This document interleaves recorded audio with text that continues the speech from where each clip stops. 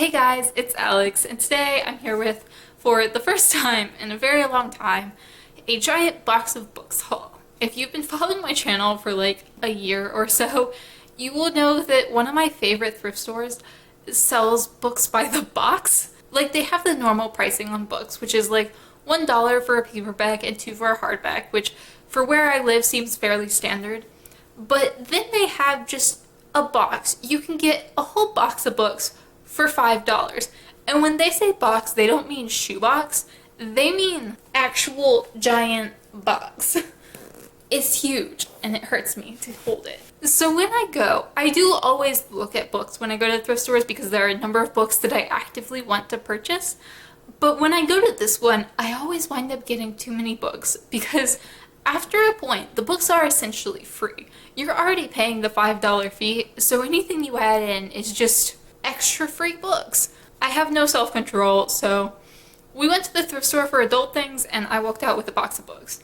And some of these are also my boyfriend's books. I didn't pull them out. I don't remember which ones were his, but they're just going to be included in this haul. I'm going to start with the bad, which is The Next Accident by Lisa Gardner. This was a mistake. I like Lisa Gardner. I read a lot of her books, but my library doesn't have all of them.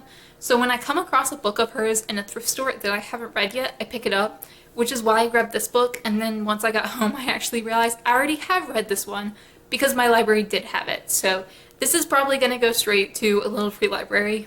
It wasn't bad, it's just not one that I would ever reread, which is kind of how I feel about most of her books. They're like fine police procedurals. If you like police procedurals, I highly recommend her, but since I've already read this book, I really don't need to own it. There are very few of her books that I would like to own and reread, so this is probably just going immediately back. And then I picked up Giovanni's Room by James Baldwin. I pretty much grabbed this just because I read If Beale Street Could Talk earlier this year and really enjoyed it. And I happened to see a James Baldwin book, so I grabbed it. This is set in the 50s in Paris, I believe, but beyond that, that's all I know about this book. I just grabbed it because it is James Baldwin and I didn't own any of his work, but I'm very interested in continuing him. Then I grabbed two books by the same author in a similar vein as Lisa Gardner. The first is Postmortem by Patricia Cornwell, and then I got Chaos by Patricia Cornwell. I don't really know what either of these are about. Patricia Cornwell writes, I think, also police procedural thrillers. She was a coroner, I believe, in Virginia, which is where I live. And she first started writing her cases based on a serial killer who was active in Richmond, Virginia, which is the city where I live. I think I read a book about the serial killer and she was kind of mentioned in it. But I was kind of interested in trying her books, and they had a bunch, but I just kind of grabbed two at random.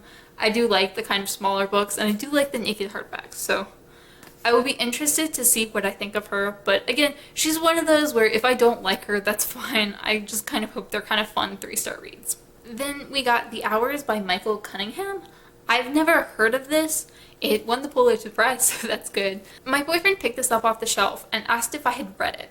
And I said no, because like I'd never heard of it. And he said, oh, I thought you had. I thought you told me you had. We discussed this and I was like, no, never heard of that book, never heard of that author, definitely haven't read them.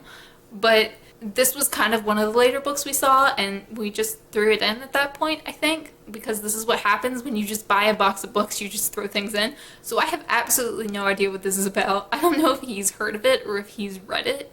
But yeah, this got thrown in, so hopefully it's good. I may or may not ever read it. I think this was more of a his purchase than mine, but you know, there's always a chance because now it's on the shelf. Then I got Killer Smile by Lisa Scottoline. Not really sure why I grabbed this. I don't remember grabbing this. I don't like Lisa Scottoline. I read one of her books and I gave it 1 star, I think, because it was just bad. But that might have just been that book. So I own like 3 of her other books that I haven't read yet, so I didn't mean to grab this. I don't think if I noticed the author I would have, but it sounds interesting. It's, once again, another police procedural thriller. I kind of like grabbing those at the thrift store because it's nice to have them on my shelf when I just feel like grabbing a quick read instead of going to the library to get one. And when I'm done with them, I usually just like unhaul them because they're not really something I'm interested in experiencing twice. A Thin Dark Line by Tammy Hogue. This is, once again, another police procedural thriller. I have read Tammy Hogue before as well. I forget what her other book was called. It was like A Cold, Cold Heart or something like that. I have a review on that coming soon. I gave it 3 stars. It was fine. But I actually said in that review that I didn't like that book so much, but I wouldn't be averse to trying her again. And they had this book, and it looked kind of nice and old and chill, and I liked the cover, so I was like, let's try Tammy Hogue again and see if I like this one any better. So I'll be interested to see, but if not, again, no great loss. And if this seems like a very meh haul, this is kind of because the books on top of the box are the books that I threw in at the last minute where I was like, sure. Whereas the books on the bottom were kind of like the ones that I actually really, really wanted that caused me to get the whole box. So it'll definitely like get better as we go along. Next 2 books are both my boyfriend's. The first is Mythology by Edith Hamilton, which is about mythology, myths. He's interested in it. He likes kind of classics and stuff like that. And then The Fall by R.J. Pinero. Never heard of this book, couldn't tell you anything about it, but again, one of his. So I may or may not wind up reading it just because it's on the shelf, and that's kind of what I do. Why read my books that are on the shelf when I could read someone else's books that are on the shelf? Then I picked up Savage Beauty by Nancy Milford, which is a biography of Edna St. Vincent Millay. She was a poet in the 20th century, and it looked like an interesting biography. I haven't read Edna St. Vincent Millay. I haven't read any of her stuff. I've heard of her just like in passing, enough that I recognized the name and was like, I know that name, and picked up this book. And it did sound really interesting, so like, I'm down. She was kind of a woman who, I'm bad with words right now, I can't think of the word that means this, but she refused to kind of like abide by the social standards set by women at the time. So it sounds interesting. It could be a very interesting biography, and I really don't mind reading biographies that are about people that I've never heard of. Then I got Queen's Fool by Philippa Gregory. Again, another Philippa Gregory book. I've hauled like 4 or 5 of her books by now and still haven't read any, but I didn't think I had this one.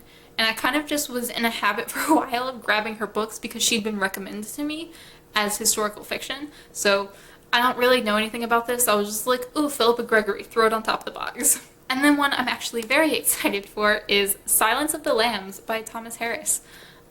This has been recommended to me a few times. Thomas Harris has been recommended to me a few times, and I just really want to read this book. I saw the movie a few months ago and thought it was kind of meh, but I think that's mostly because it's been copied a lot. Like, a lot of the elements in that movie that were like new and cool at the time have been used a lot since in movies that I have seen, so it felt very boring and par for the course. But I'm very interested to read the book because I hear the book is amazing, and it's kind of the kind of book that I really enjoy reading, so I'm hoping I love it, and I've actually been looking for a copy for a while, so I'm quite pleased to have found it. This is one of the ones that I like actively wanted to own, so the rest of these I didn't need to own so far, but this one, super happy about.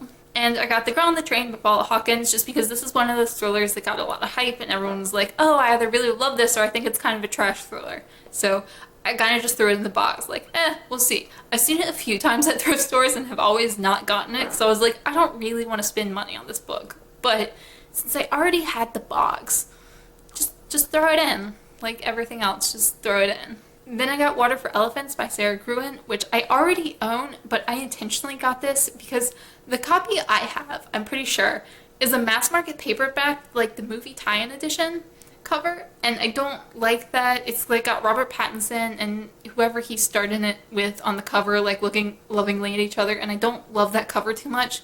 Wouldn't have spent money on this book, but it's like in really nice condition. I think this cover is much prettier. I'm going to read it at some point, so I figured for free, why not exchange them? And I don't know, I like this cover, and now I have this book here with me without having to move it. So I will get rid of the other books, just probably at a little free library sometime. Sarah's Key by Tatiana de Rosnay. I don't know anything about this book. I just saw 1942 Paris on the back. Like you can see, it's like Paris, July, 1942. Don't know anything about this book, but I like that time period. I like that setting, so it went in the box. But I am very excited for this, just because I do really like books that are set in World War II that kind of focus on like civilians, so I'm hoping this one is good. I'd never heard of it before, but I like that time period, so I'm down. And then I did a very bad thing. A thing that I really shouldn't have done. And I almost didn't do. But then I was just looking at the shelf, and I was like, they look so pretty. They look so nice together. It's a nice set. It's almost the whole series. Let's just grab them. Let's pick them up and add them to my collection of books that I really, really don't need. So I got most of the Mortal Instruments series. I don't know why. I don't know why. They look nice. They're a matching set. It's so hard to say no to matching sets. And yeah, it's the first four. I think there are six. I read the first three. I don't remember the third one at all, but I did read it. I checked. Um, I was kind of thinking at one point about like doing a reread of these, like at least the first three, and being like, hey, here's what I think of it as an adult. Because I did like it when I was 12, but I don't really remember much, and I don't know that I would like it now. They look so pretty. I don't get to have many like pretty matching sets of series that I buy because I buy all my books from the thrift store and they don't look that nice, and I couldn't leave them on the shelf. It made me too sad. I promise I hate myself more than anyone else could ever hate me for that, but I might read them at some point. Or I might just like keep them for 3 years and then get rid of them. But one of the two, probably. Then my boyfriend got one of the great illustrated classics, Moby Dick by Herman Melville. He had this as a kid, and I think he really enjoyed it as a kid, and he got it more for nostalgic purposes. I had a bunch of these, but yeah, I don't know. It's a cute, fun read. I think I read a number of classics this way, and like that's how I like know the full story of classics without ever having actually read them. Then I picked up How Soccer Explains the World by Franklin Foer. I don't know anything about this book. I was just like, that's an interesting title. So I grabbed it. It does sound interesting. It's about globalization, and I think it kind of uses soccer as a metaphor for that. Potentially interesting, but I really love soccer, so anytime there's like anything soccer related on the shelf, I kind of automatically grab it because I love it, and I don't know. This sounds potentially very interesting, and I feel like I have heard this book discussed before, and discussed positively, perhaps, but hopefully it is interesting. I think it's nonfiction. I think it's just kind of about like globalization works, using soccer as kind of like a metaphor or an example of how that works, and like kind of the trickle down effect of like, well, here's like the big picture, but soccer like shows you the example of this in practice, I think. Maybe. I don't know. I'm just talking about things I have no idea about right now, but it does seem quite interesting. The Serialist by David Gordon. This is, I think, a horror or a thriller book or a crime book of some kind about a guy who writes novels, like kind of pulpy genre fiction horror stuff. This is one of my boyfriend's books, but it actually sounds really interesting because I just kind of skimmed the back and I was like, I'd be down to read this at some point. Probably not one I would have really picked for myself, but you know, it's his book, so whatever. But I'd probably still like pick it up in a couple years. And then I got I Know Why the Caged Bird Sings by Maya Angelou. This is one of those books I somehow always got away with not reading, and I don't know how. I feel like I should have read it by now, and I've always wanted to read it. It's just like never made it quite to the top of the list, but hopefully I can read it soon. I don't love this edition too much. It's like very small, very like old, but this is the first time I've ever seen it in a thrift store, so I was quite happy to have grabbed it. The Red Tent by Anita Diamant. I had heard a fair amount about this book. This is quite far out of my comfort zone. It is biblical historical fiction. It takes one character who was in the Bible, and it's sort of about her life and her story. I remember one of my teachers talking about this book in high school and talking about how interesting it was and how it really delved into the time period.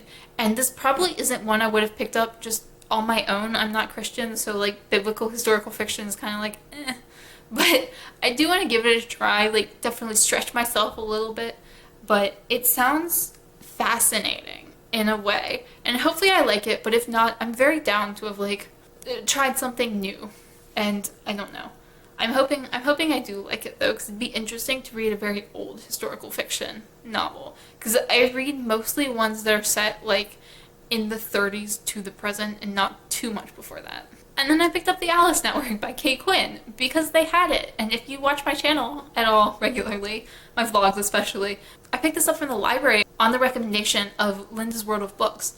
And I had to return it to the library without reading it because it was due, and it has like 25 holds on it. So there was going to be a minute before I could get it again.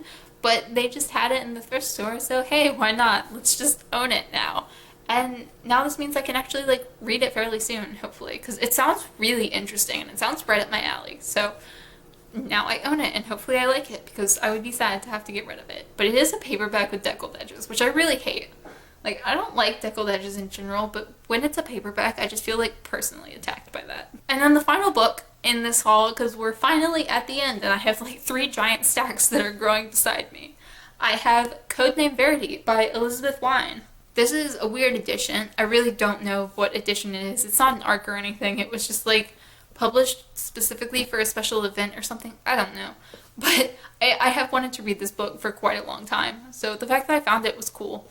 I know it has gotten kind of mixed reviews. Like some people really love it, some people don't. It's kind of like it's a YA spy novel set during World War II in Nazi Germany, I think. Not 100% sure, but I do know that it's been recommended to me a couple of times, and I'm very down to read it. It's been on the TBR. It's just never been something that I was like, I need to read that immediately. So now that I own it, hopefully I will read it potentially in like 5 years. But I am excited to have found this. This was one of the early ones where I was like, oh, I actually really want that. So yeah, this has been a large haul. This has been a very large haul, but I've only had, this is my third haul of the year, so I'm doing quite well. And hopefully this means that I don't need to go to the 5-cent book sale that's happening in August. I might still go to that, but I don't need to. I've kind of lost my justification of I haven't bought any books in the last 6 months since now that I've bought like 25 or whatever. I didn't count them. I don't want to count them. But let me know if you've read any of these, if I should really look forward to any of these, if you've heard of any of the ones that my boyfriend got, or any of the ones that I got that I hadn't heard of, that I was just like, it goes in the box, because there are like half of them were just throw them in the box without looking at them. So let me know down below if you have thoughts on literally any of these, because I'd be quite interested to hear them. As always, thank you guys so much for watching, and I will see y'all again soon.